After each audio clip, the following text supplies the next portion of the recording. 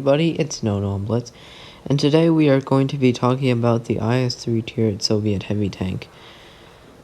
This tank is one of the best tiered heavies you can find out there in my opinion. As you can see, the gun is good. The aim time is 7.4 seconds, which isn't great. The dispersion is 0.36, and the penetration is 225 for 400 alpha damage. So the accuracy is not great, but the armor on this tank is really good. As you can see, the mobility is actually amazing on this tank. 15.7 per ton, horsepower per ton. The terrain crossing capacity is 110, which is amazing. And yeah, so the mobility is what really makes this tank a real it's what makes this tank better than the other tiered heavies. We're gonna jump into Armor Inspector to take a look at its amazing turret armor.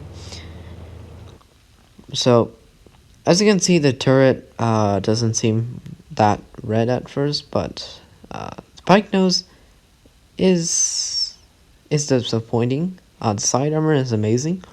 As you can see, you can side scrape in it quite easily. However, there is a spot there that you can penetrate that most people don't know about, but be careful with that. But even if you over angle, it's mostly impenetrable. Don't mind the 98 millimeters. It's a lot more than that. I'm pretty sure it's a lot more than that. But as you can see, you can really side scrape in this tank very easily and very well. As you can see, 500 easily. And the side armor itself can bounce. It's on like a flat angle, it can bounce, but usually it doesn't bounce. And as you can see, the turret armor is impenetrable even with tier 10s. This is what I love about this tank. Its turret is like impenetrable with gold shells. And most people don't know this, but the IS-3 has actually got a cupola that you can penetrate. As you can see, the turret is quite troll. If you try to penetrate the downer part of the turret, it will not work. The back is HEable with ISUs, but it's very troll tank. It's a very good tank as well. The armor profile is amazing. And if you use your 5 degrees of gun depression, I know it sounds like a joke, but still, as you can see, the upper plate is impenetrable pretty much by most tier 8 heavies. And let's jump into a replay to show you how this tank works. So as you can see, we are here, and I'm looking at this PK-168 because the enormous size of this tank. Anyway, so we're going to go up on base C because why not? And it's a tier 9 battle, so it's not the best for the IS-3, but its armor works in almost the same way. This is what I love about the IS-3. The armor works mostly in the same way in tier 9, even though your pike nose is more exposed, but still, same thing. Anyway, we cap base C, and I see they're capturing base B, so I think, oh, they're probably gonna poke out here, so I'm gonna be ready for them. And, well, I spot them, but they do not want to poke, so I was gonna move. I'm gonna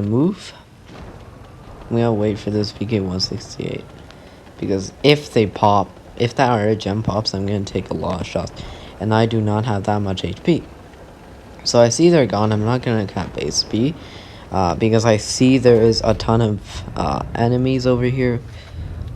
And, oh, I switched to a sheep because I thought I could kill the waffle, but, I mean, HE the waffle, but I guess I could not do that.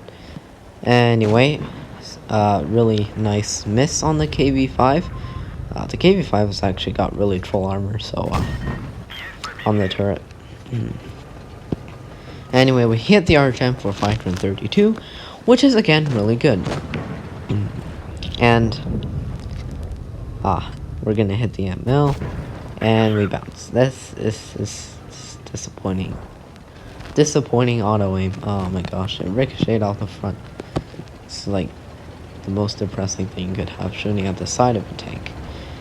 Anyway, I'm gonna go for this KV5 because, as you can see, his armor profile isn't very good. And then the VK168 blocks me right in time when I shot him. Yeah, I did not report downvote the VK168 because I know it wasn't his fault.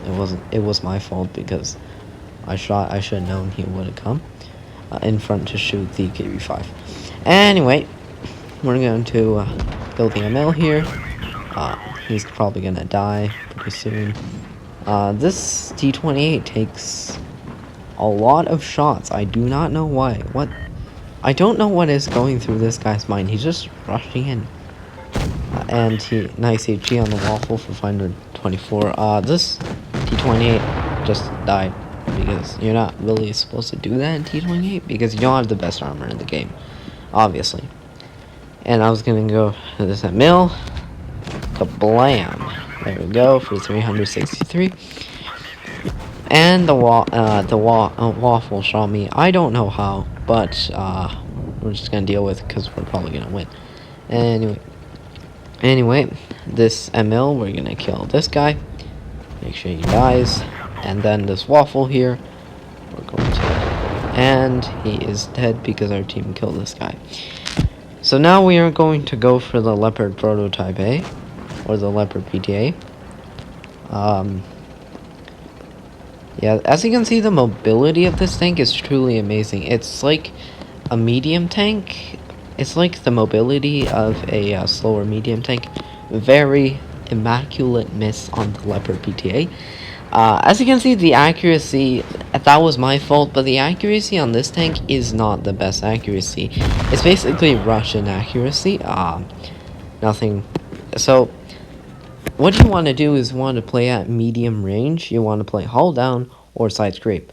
That's your two options. If you're against like a tier 7 medium, that's fine. So we end up doing 2.2k damage. The RHM, poor guy.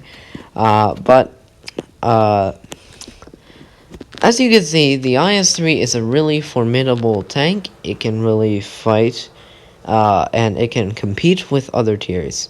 Don't forget to subscribe, like, and share, and I'll see you in the next one.